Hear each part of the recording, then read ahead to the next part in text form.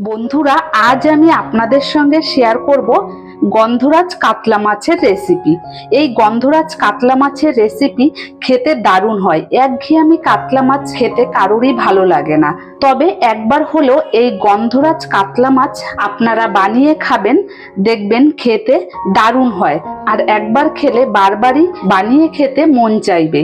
আর এই কাতলা মাছটা করতে পেঁয়াজ রসুনের দরকার হবে না, শুধুমাত্র এক টুকরো আদা আর ঘরে থাকা দুটি উপকরণ দিয়েই এই গন্ধরাজ কাতলাটা বানিয়ে ফেলতে পারবেন আপনারা।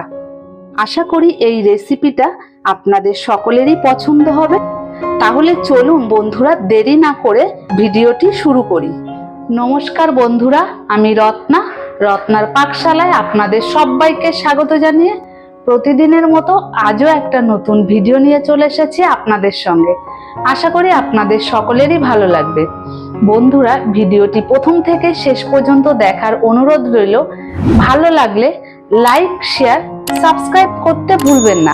আর হ্যাঁ বন্ধুরা, আমার চ্যানেলটিতে যারা নতুন, চ্যানেলটিকে সাবস্ক্রাইব করে অবশ্যই আমার পাশে থাকবেন। তাহলে চলুন বন্ধুরা, ভিডিওটি শুরু করি।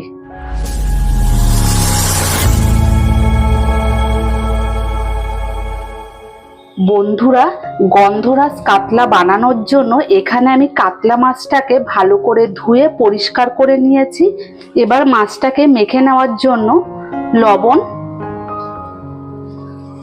লবণ দিয়ে দিয়েছি, আর দিয়ে দেব গন্ধরাজ লেবুর রস,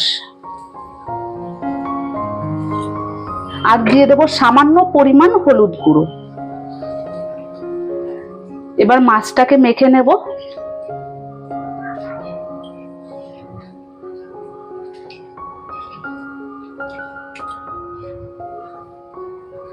মাছটা মেখে নেওয়া হয়ে গেছে। এবার আমি মাছটাকে ভেজে নেব। ভেজে নেওয়ার জন্য আমি কড়াই বসিয়ে দিয়েছি। কড়াইতে পরিমাণ মতো তেল দিয়ে দেব। এবার তেলের ওপর একটু লবণ দিয়ে দেব। লবণটা দেওয়ার কারণে মাছটা কড়াইতে লেগে যাবে না। তেলের সঙ্গে ভালো করে মিশিয়ে নিয়েছি। এবার মাছের পিস দিয়ে দেব।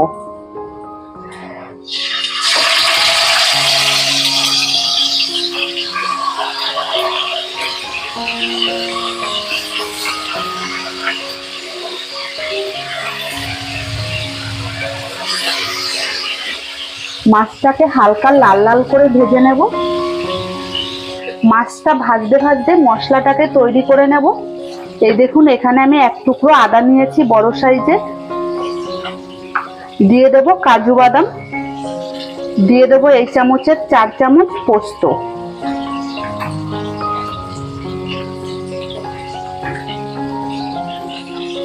দিয়ে দেব 4টে কাঁচা লঙ্কা। এবার মিক্সি জারে আমি মিহি পেস্ট তৈরি করে নেব।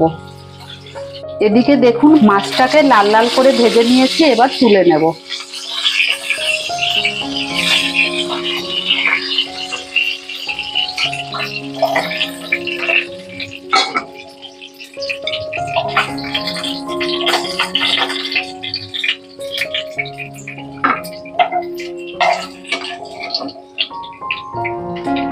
এবার মাছ ভেজে নেওয়া তেলের মধ্যে জিরে আর দারচিনি ফোড়ন দিয়ে দিয়েছি। ফোড়নটা হয়ে এসেছে। এবার আমি মশলা দিয়ে দেব। মশলাটা দেওয়ার পর একবার নাড়িয়ে নেব। এবার দিয়ে দেব 1/2 চামচ লবণ, সামান্য পরিমাণ লাল লঙ্কার গুঁড়ো। আপনারা চাইলে লাল লঙ্কার গুঁড়ো না দিয়েও করতে পারেন। স্বাদটাকে ব্যালেন্স রাখার জন্য এই দেখুন, একদম সামান্য পরিমাণ চিনি দিয়ে দিয়েছি। আর দিয়ে দেব সামান্য পরিমাণ গোলমরিচের গুঁড়ো।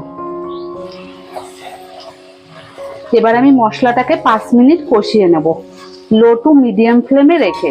মশলাটাকে 5 মিনিট কষিয়ে নিয়েছি। মশলার গা থেকে তেল ছেড়ে দিয়েছে। এবার আমি পরিমাণ মতো জল দিয়ে দেব।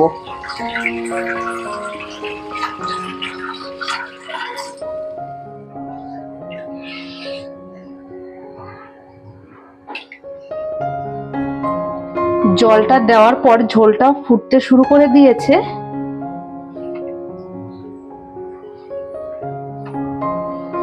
গ্যাসটাকে হাই ফ্লেমে রেখে ঝোলটাকে 5 মিনিট ফুটিয়ে নেব। 5 মিনিট ফুটিয়ে নেওয়ার পর এবার মাছগুলো দিয়ে দেব।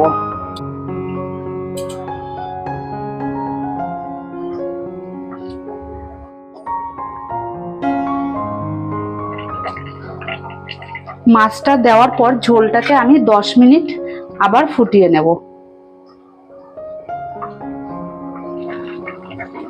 ঝোলটা ফুটতে ফুটতে আমি গন্ধরাজ লেবুর পাতা দিয়ে দেব।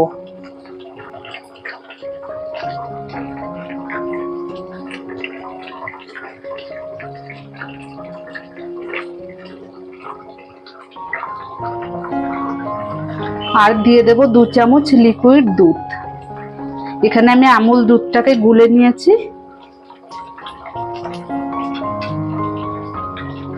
বন্ধুরা, এখানে আমি ঝোলের ওপর আমুল দুধ দিয়েছি। আপনারা চাইলে মশলাটা কষিয়ে নেওয়ার সময় টক দই দিয়েও করতে পারেন। এই দেখুন বন্ধুরা, গন্ধরাজ কাতলা রান্না হয়ে গেছে। আপনারা আপনাদের পছন্দ মতো গ্রেভিটা রাখবেন। বন্ধুরা, গন্ধরাজ কাতলা রান্না হয়ে গেছে। এবার আমি গ্যাসের ফ্লেমটাকে বন্ধ করে দেব। বন্ধ করে দিয়ে ওপর থেকে গন্ধরাজ লেবু ওপরের ছোলাটা আমি এইভাবে গ্রেট করে দিয়ে দেব।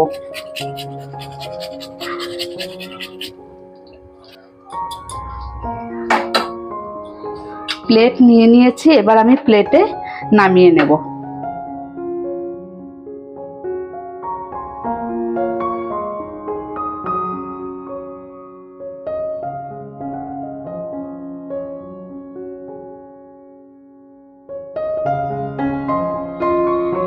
বন্ধুরা, সম্পূর্ণ গন্ধরাজ কাতলাটাকে আমি প্লেটে নামিয়ে নিয়েছি। এইভাবে আপনারা বাড়িতে অবশ্যই গন্ধরাজ কাতলা বানিয়ে খাবেন। খেয়ে আমাকে কমেন্ট করে জানাবেন কেমন হয়েছে। আর হ্যাঁ বন্ধুরা, ভিডিওটি ভালো লাগলে লাইক, শেয়ার, সাবস্ক্রাইব করতে ভুলবেন না। আর আমার চ্যানেলটিতে যারা নতুন, চ্যানেলটিকে সাবস্ক্রাইব করে অবশ্যই আমার পাশে থাকবেন।